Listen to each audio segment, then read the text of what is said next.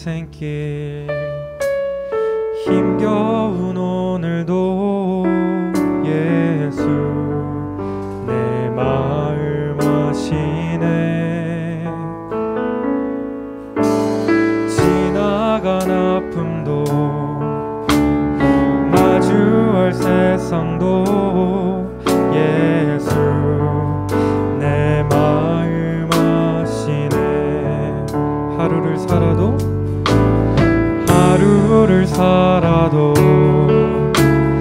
기쁨으로 가리 예수 늘 함께 하시네.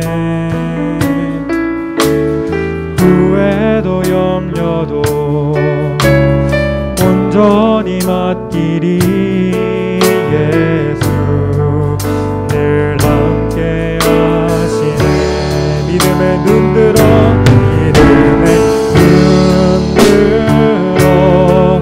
주를 보리. 이 또한 지나가리라. 주어진 내 삶의 시간 속에 주의 뜻 알게 하소서.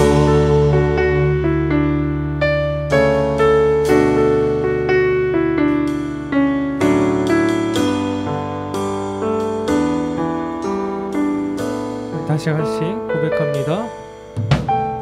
고단한 인생길 힘겨운 오늘도 예수 나의 마음 아시네. 지나간 아픔도 마주할 세상도 예수 내 마음 아시네. 하루를 살아도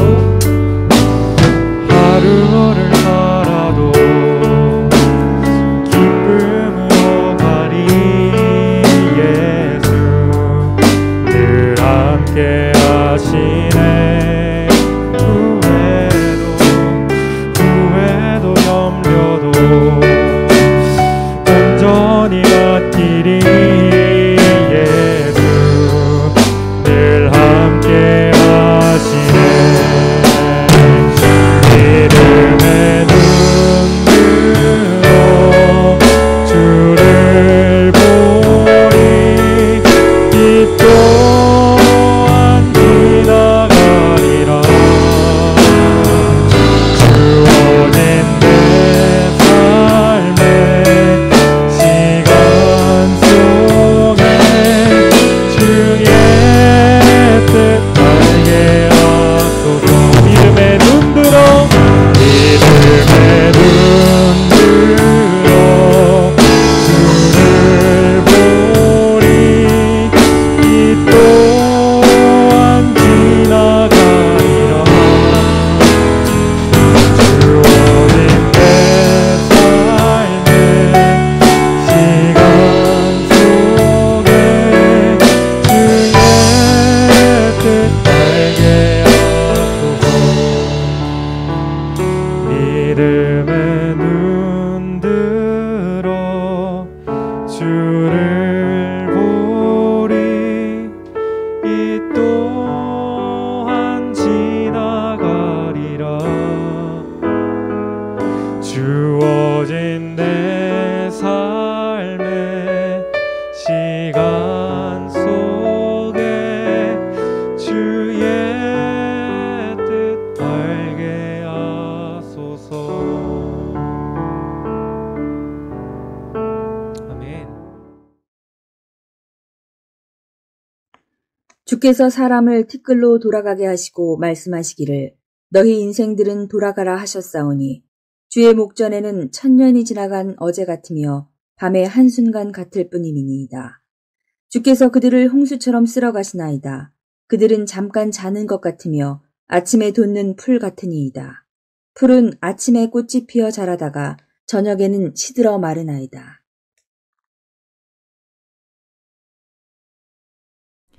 사랑하는 성도 여러분, 12월 첫 수요일에 함께 예배할 수 있어서 큰 기쁨이 됩니다. 벌써 12월이 되었습니다. 올 한 해를 시작하면서 올해는 코로나가 정말 종식될 줄 알았는데요. 위드 코로나가 되면서 이전보다 더 많은 확진자 수가 나타나고 있습니다. 평소 코로나가 없던 연말을 맞이했더라면 많은 사람들을 만나 교제도 하고 밥도 먹고 12월의 교회가 시끌벅적해야 익숙할 텐데요. 요즘은 조금 어색하고 조용하고 연말이 맞나? 그런 분위기도 나는 것 같습니다. 또 연말이 되면 대부분 한 해를 잘 마무리하고 싶어 합니다.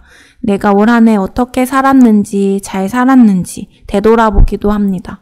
또 내년의 목표를 계획도 합니다. 저도 이번 수요예배 설교를 준비하면서 올 한 해를 되돌아보는 시간을 가졌습니다. 또 이 자리에서 성도님들 앞에서 제가 성도로서 전도사로서 말씀을 나눌 수 있는 것이 얼마나 큰 은혜인지 깨닫는 시간이었습니다. 저는 올해 결혼도 하고 사역도 하고 일도 하면서 정말 바쁘게 지나온 것 같습니다. 남은 한 달을 앞두고 내가 올해 계획했던 일들을 잘 이루어냈는가, 성과는 있었나 이런 고민도 해보았습니다. 돌아보면 하나님의 뜻을 구하기보다는 내 앞날을 위해 하나님께 매달릴 때도 많았고 하나님을 바라봐야 내가 평안을 누릴 수 있는데 그것을 잊고 자꾸 다른 곳에서 내 삶의 안정을 찾기도 했었습니다. 연약함 투성이인 저에게 하나님께서 또다시 말씀을 보게 하시고 말씀을 함께 나눌 수 있게 하신 이 모든 것이 하나님의 은혜입니다. 오늘 본문인 시편 90편 3절에서 6절까지 이 부분을 통해 저와 성도님들께서 한 달밖에 남지 않은 이 한 해를 어떻게 마무리하면 좋을지 나누어 보기를 소망합니다. 오늘 본문은 시편에서 유일하게 하나님의 사람 모세의 기도가 기록된 90편 말씀입니다. 이 90편은 그동안 영원하신 하나님을 안전한 거처로 삼았지만 자신들의 죄로 인해 하나님께 죽음의 선고를 받은 하나님의 종들에게 다시 한번 긍휼을 베풀어 달라며 중보와 간구하는 모세의 기도입니다. 90편을 쭉 읽어보면 하나님의 진노로 인해 포로로 잡혀간 이스라엘을 위해 중보하며 기도하는 모세의 기도 내용이 잘 드러나 있습니다. 모세는 이스라엘의 지도자로서 많은 전투에서 승리하고 많은 이적을 경험했습니다. 또 모세는 지난 자신에게 있었던 많은 일들을 통해서 자신을 높일 법도 한데 모세는 세상의 주인, 이 모든 것의 주인이 하나님이심을 인정하고 고백합니다. 그러면서 자신은 어떠한 존재인지를 아주 잘 알고 있는 듯한 것을 볼 수 있습니다. 모세의 기도를 통해 우리는 첫 번째로 영원하신 하나님과는 다르게 티끌로 돌아가게 되는 존재라는 것을 인식해야 합니다. 90편 3절을 보겠습니다. 주께서 사람을 티끌로 돌아가게 하시고 말씀하시기를 너희 인생들은 돌아가라 하셨으니 이 말씀은 창세기 3장 19절 후반에서 죄를 범한 아담과 하와에게 하나님께서 너는 흙이니 흙으로 돌아갈 것이니라 하신 것과 같습니다. 우리는 흙으로 왔기에 다시 그곳으로 돌아갈 수밖에 없는 존재들이라는 것입니다. 90편 1절과 2절을 통해 하나님이 우리의 거처가 되시고 하나님 자신이 영원하심으로 대대의 하나님의 백성들에게 집과 피난처가 되신다는 것을 알 수도 있지만 우리가 우리의 안전한 거처인 하나님을 떠나는 순간 죄를 범한 인간에게 너는 흙이니 흙으로 돌아갈 것이니라 말씀하신 것처럼 하나님의 죽음의 선고를 받을 수밖에 없는 존재라는 것을 알 수도 있습니다. 두 번째로는 하나님의 영원성과는 다르게 우리는 유한한 존재라는 것을 인식해야 합니다. 항상 변함없이 우리 곁에 계시는 영원한 하나님과는 다르게 인간은 유한한 존재입니다. 우리의 삶은 무의미할 정도로 짧은 삶을 살아갑니다. 요즘은 100세 시대라고도 할 만큼 오래 살기도 하고 오래오래 산다고 이야기도 합니다. 그러나 주의 목전에는 1000년이 지나간 어제 같으며 밤의 한순간 같을 뿐이다 라고 말씀하고 계십니다. 우리에게는 너무나 길고 긴 인생과 같을 수 있지만 우리의 인생은 하나님께 밤의 한 경적처럼 짧게 보이고 아침에 피었다 밤에 지는 인생을 사는 존재입니다. 우리는 우리의 거처가 되시는 하나님 안에 거하지 못할 때 우리 인생이 짧을 뿐 아니라 허무하고 티끌로 돌아가라 하시면 그렇게 돌아가야 하는 존재임을 알아야 합니다. 모세는 인간의 삶이 죽음 아래서 짧고 허무하게 끝날 수밖에 없었던 이유가 인간의 죄에 대한 하나님의 진노하심 때문이라고 고백합니다. 모세는 천년을 하루나 한순간으로 여기시는 하나님 앞에서 길게 살아야 70 혹은 80이라도 연수의 자랑은 수고와 슬픔뿐이라고 탄식합니다. 사랑하는 성도 여러분, 우리는 우리의 한계를 모르고 깨닫지 못하면 하나님을 바라보기가 어렵습니다. 모세처럼 자신의 한계를 깨닫고 하나님께 하나님 도대체 이 짧은 인생을 헤아리는 지혜가 무엇입니까? 가르쳐 주세요. 그 지혜로 주의 진노를 벗어나게 해주세요. 라는 고백이 우리에게도 이어져야 할 것입니다. 유한한 존재라는 것, 죽음이 있는 존재라는 것은 모세에게만 적용되는 것이 아닙니다. 우리의 삶도 유한하고 죽음이 있는 존재입니다. 죄로 가득한 삶을 살아가는 사람들의 인생은 너무나 짧고 허무합니다. 그리고 죽음이 있다는 것을 놓치면 교만하고 어리석은 인생을 살게 됩니다.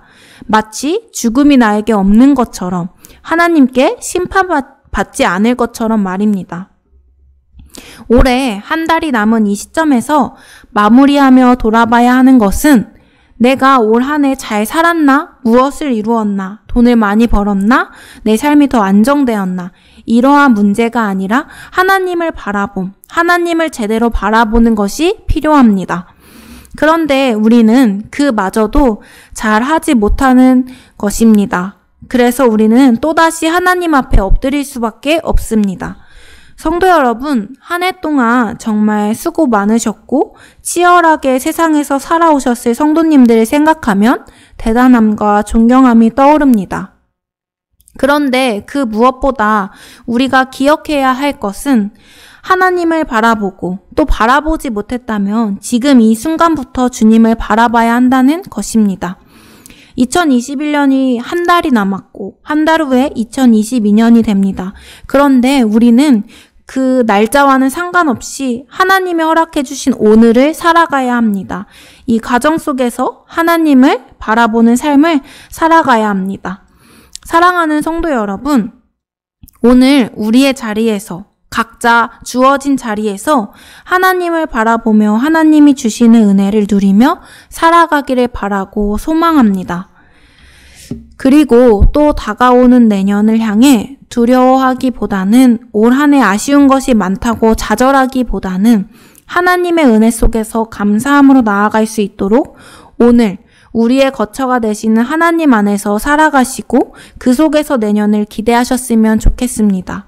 사람이 유한하고 죽는다는 사실은 우리를 절망과 좌절로 빠뜨리게 하는 사실이 아니라 우리의 안전한 거처가 되시는 하나님을 내 인생의 주로 고백하고 영원하신 하나님을 인정하고 하나님에 대한 경외심을 갖게 하는 일이라고 생각합니다. 저와 더불어습 동산교회가 우리의 거처가 되시는 하나님을 인정하고 경외하는 삶이 될 수 있도록 같이 기도하고 소망합니다. 제가 오늘 이 시편 본문을 가지고 설교 준비를 하면서 떠올랐던 찬양이 하나 있습니다. 온 땅의 주인이라는 찬양인데요. 그동안 이 찬양을 참 많이 불렀지만 이번에 이 시편을 묵상하면서 찬양의 가사를 제대로 이해하게 된 것 같습니다. 영원하신 하나님과 유한한 존재인 나에 대해서 바르게 인식하게 되니까 찬양의 가사가 더 많이 와닿았습니다. 찬양의 가사는 이렇습니다. 온 땅의 주인 되신 주님이 내 이름 아시며 상한 맘 돌보네. 어두움 밝히시는 새벽별, 방황하는 내 맘 주의 길 비추시네. 나로 인함이 아닌 주가 행하신 일로 나의 행함이 아닌 오직 주로 인하여. 나는 오늘 피었다 지는 이름 없는 꽃과 같네. 바다에 이는 파도 안개와 같지만 주는 나를 붙드시고 부르짖음 들으시며 날 기하다 하시네. 나 오직 주의 것. 2절입니다. 주님은 나의 죄를 보시고 사랑의 눈으로 날 일으키시네. 바다를 잠잠하게 하시든 내 영혼의 폭풍 고요케 하시네. 나로 인함이 아닌 주가 행하신 일로. 나의 행함이 아닌 오직 주로 인하여 나는 오늘 피었다 지는 이름 없는 꽃과 같네. 바다에 이는 파도 안개와 같지만 주는 나를 붙드시고 부르짖음 들으시며 날 기하다 하시네. 나 오직 주의 것. 우리는 오늘 피었다 지는 이름 없는 꽃과 같은 존재들일지라도 주님 안에 있을 때 우리는 제일 예쁘고 빛나고 존귀한 존재입니다. 주님 안에 있을 때 주님께서 우리를 사랑의 눈으로 바라보시고 우리의 부르짖음을 다 들어주십니다. 유한한 존재인 우리 스스로를 기대하거나 의지하지 말고 영원하신 하나님을 바라보는 삶을 살기로 소망합니다. 네, 같이 기도하겠습니다.